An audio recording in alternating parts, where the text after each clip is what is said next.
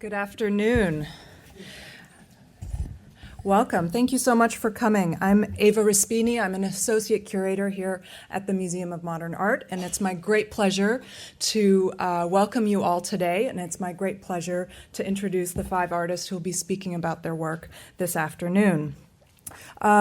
There are 5 artists on the program today, but something has come up with one of the artists, Amir Mogharabi. We're not sure if he can make it or not, so we will proceed with the 4 who are here, and if Amir is able to show up, he will dash in and make his presentation. Is this mic on? Well, there isn't much variation in these, so you don't even have to look if you don't want to, but these are originally poems by Walter Arnsberg, which took on, I guess, quasi-formal qualities in a sort of exhibition that happened last year. But the qualities that they took on, I wouldn't consider them formal, because formal is sort of premeditated, and these all happened by chance. And I was hoping that for this opening, it's actually not an opening, some things would happen by chance, but like I said, I have no idea what I'm doing. So what I did for today was I tried to decipher the small amount of text that was left within these pieces from a couple of years ago and create my own poems without telling you which words I used, because it doesn't really matter. Poems are poems. So, where should we start? I can just read from all over. I'm trying to look for something funny, but I'm really not a funny guy like Ryan. Okay, so when we corrupt stories with tumbles and falls, if you guys want to look for coincidences, you could point them out. On behalf of children who really know nothing about morality, then it may make sense to reconsider whether or not the hill is above the sea or above its image. That is, above an ideal, a high and a low, a good and an evil, and herein we will never learn a way out. Which one is that? I'm going to jump around, yeah. So when they return to where the body, the earth, on the other side of the circular gold pendant, a high and a low, a good and an evil, and herein we will never learn a way out. Where there are no distinctions between a river and an abandoned infant carried away by what some fools will call fate, by what some artists will call destiny, always with an unsatisfied expectancy. Sadly, at the expense of others, we often grow remorselessly cold. And this unexpected novelty is just as important to me and to the joy of production as it is to the spectator and the joy of consumption.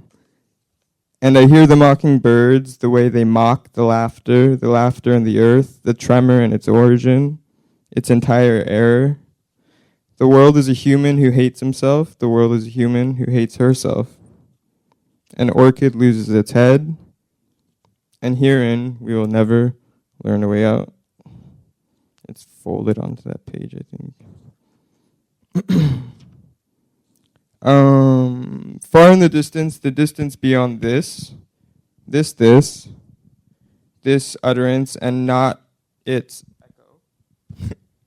echo, there shall occur a tragedy, where one woman laying beside her burning cigarette, I really like cigarettes, I wish I could be smoking right now, will not realize that the heroin and the turpentine have caused the cigarette to burn yet another imprint onto her hands.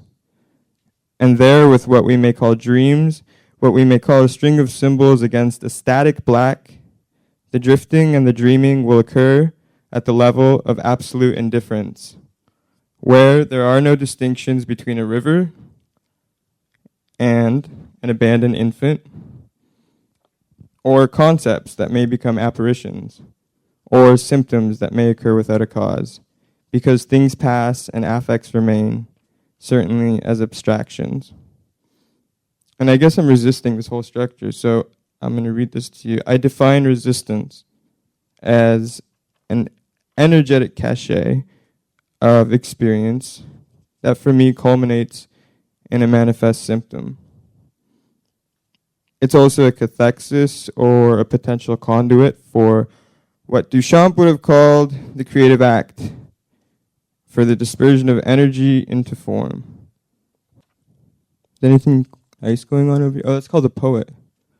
Listen to the poet's dream. He wants to live the whole, that to feed his soul. Fellow, my lady's tomb is living amongst us. It stirs with the consistency of a mirage from under our inconsistent tongues. And as she begins to speak, the sun and its radiance merge effervescently, and in the darkened house of architects who believe in progress, and in the darkened hearts of artists who believe in reason, my lady is never to be found. When the dead return home, when they return to where the body, the earth, and their simultaneous decomposition are all pigments on a circular canvas, and the spirit still maintains its flux and exhibits only its effects, a contradiction between a crown and its construction, a vapor full of alchemy, a gust of wind that drifts across a drying puddle at irregular intervals, and imbued with an always unexpected outcome, the wind, under the solitary sun, attests to the spirit's ongoing search for poetic freedom. Faces embedded in the disassociation of my lady from her tomb, for my lady, never really mine, will never live among us, but her tomb, her logical casket, serves as an opaque reminder that my lady is also yours. My lady is nature. Her tombstone is an impenetrable surface, and it predates the surfaces that are used as a prerequisite for knowledge. Nevertheless, reproduced using something that is neither living nor dead, rather constantly at odds with its own existence, reason. May this constantaneity soon pass over us like an amnesia, so that, deafened by an intellectual stupor, we can look a lady in the face once again and not separate one feature from another, but consider her beauty on the level of a complete experience. I think that's, I think it's black.